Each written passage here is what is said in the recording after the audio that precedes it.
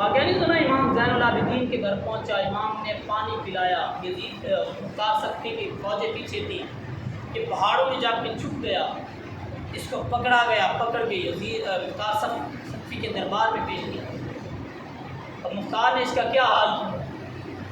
سب سے پہلے تو 3 دن تک اس کو پیاسا رکھا، اس کے لبوں سے جب یہ صدا آئی نا، ہائے پانی مجھے پانی دے دو، تو پانی نہیں دیا گیا۔ پھر اس کے جسم کے ٹکڑے ٹکڑے کیے گئے، اور پھر ٹکڑے ٹکڑے کرنے کے بعد کتوں کو ڈالے گئے۔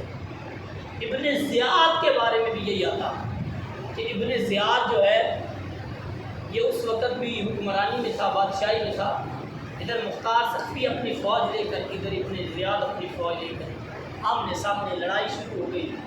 لڑتے لڑتے آخر کار ابن زیاد بھی اپنے انجام کو پہنچا، اور ابن زیاد کو بھی دردناک موت ملی، اور مرنے کے بعد پھر اس کا بھی مسئلہ بنایا گیا، اور اس کو بھی کوفہ کی گلیوں میں گھمایا گیا۔ پھر اس کے بھی سر کے لوگوں کو جمع کر کے کہا گیا کہ یہ دیکھو، یہ تھا جو اپنے آپ کو بہت بڑا حکمران سمجھ کے بڑے بڑے فیصلے کرتا تھا اور تن دناتا پھر رہا تھا کوفہ کی گلیوں میں۔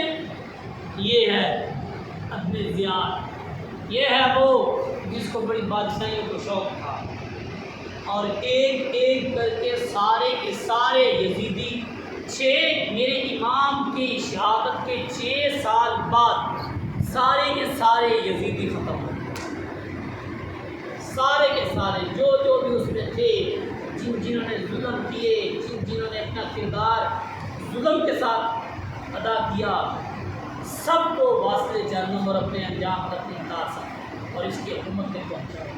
وہ الگ بات ہے کہ مختار سختی آخر میں آ کر کے نبوت کا دعویٰ کر بیٹھا اور اپنے آپ کو نبی کہہ بیٹھا، اور پھر خود بھی ایمان سے آگے بیٹھا۔ لیکن پتہ چلا کہ حضرت امام حسین رضی اللہ تعالیٰ عنہ، آپ نے اپنی قربانی دینے کے بعد آپ کا نام آج بھی زندہ ہے، اور درس کربلا یہی ہے کہ میرے امام کی سوچ اور فکر کو زندہ کیا تھا۔ میں نے 10 محرم والے دن، جمعے والے دن بھی بات کی تھی کہ یزیدی تو ختم ہو گئے بظاہر جو کربلا کے میدان میں میرے امام کے مقابلے میں آئے، لیکن یزیدی سوچ، یزیدی فکر تو آج بھی زندہ ہے، حسینی فکر تو آج بھی پوری نہیں ہے۔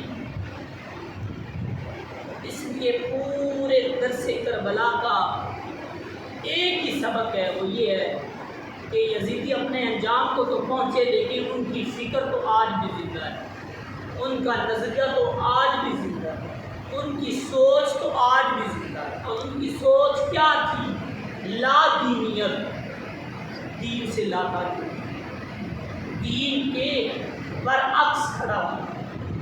ان کی سوچ، ان کا نظریہ، ان کی فکر یہ تھی۔ میرے امام کی فکر کیا تھی؟ قرآن کی حفاظت اور قرآن کو پائے تکمیل کرنا۔ میرے امام کی فکر کیا تھی؟ میرے امام کا نظریہ کیا تھا؟ چلو آج تھوڑے دھیمے لہجے۔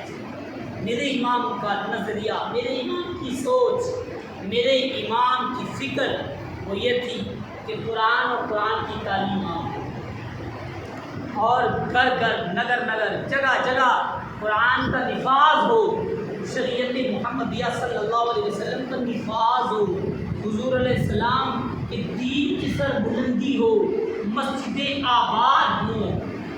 شراب اور جن جن چیزوں سے دین نے منع کیا، جن جن چیزوں کو دین میں لا کر جملہ ملا کے یہ چیز دین میں نہیں ہے، چاہے وہ سود ہو، چاہے وہ زنا ہو، چاہے وہ شراب ہو، چاہے وہ جھوٹ ہو، چاہے وہ فحاشی ہو، ان چیزوں کو ختم کیا جائے۔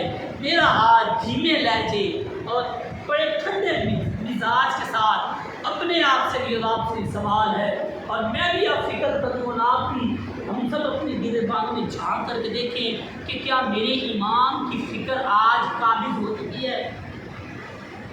کیونکہ زمانہ حسین کا ہے نا، حسین بادشاہ ہے نا، تو ایک بندے کو بادشاہ بنا دیا، بادشاہ مان لیا، لیکن اس کے اصولوں کو نہیں مان رہے یار۔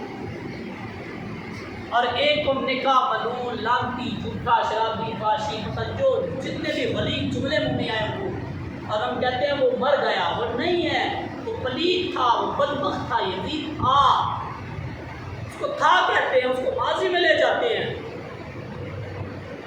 لیکن اس کی سوچ، اس کا نظریہ، اس کی فکر کیا وہ ختم ہو گئی؟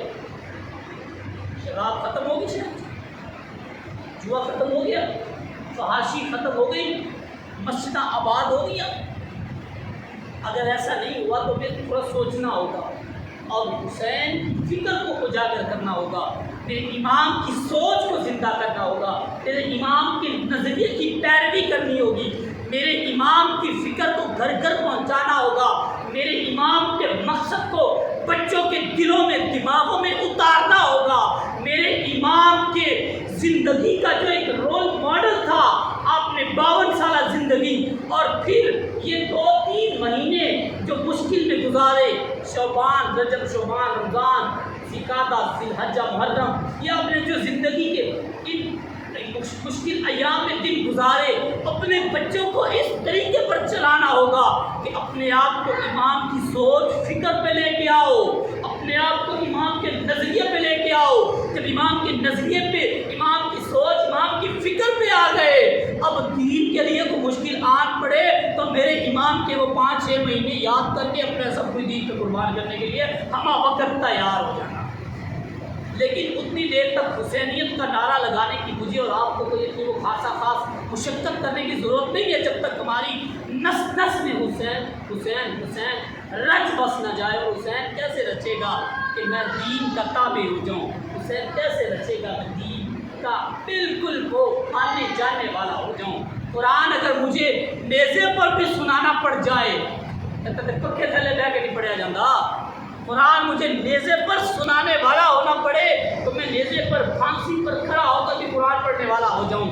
اس وقت بھی یار تھوڑی سی موسم تھوڑا چینج ہو جائے، گرمی ہو جائے، بس مالک دلنے لگ دے، اس وقت ہم حسینی ہوں گے کہ جب سامنے ہمارے تلوار، بم، بلاس، دور حضرت کی بات کرتے ہیں نا، ٹیکنالوجی والا اسلحہ ہوگا اور پھر بھی ہم سجدہ حق ادا کریں گے، اس وقت ہم حسینی ہوں گے اور حسینیت کا نعرہ لگانے کا حق اس وقت ہم ادا کر پائیں گے۔ اللہ تعالیٰ ہمیں امام حسین کی پاک سوچ پر چلنے کی توفیق دے۔